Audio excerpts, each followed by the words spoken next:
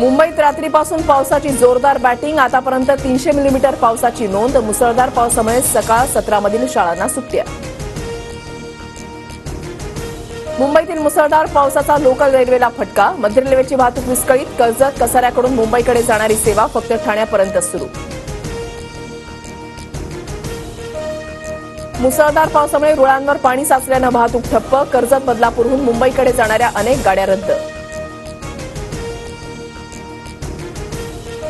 मुसळधार पावसाचा हार्बर रेल्वेला फटका. हार्बर रेल्वे 10 ते 15 मिनिटं उशिरानं. रेल्वे स्थानकांवर प्रवाशांची गर्दी. पनवेल ते वाशी दरम्यानची वाहतूक सुरू.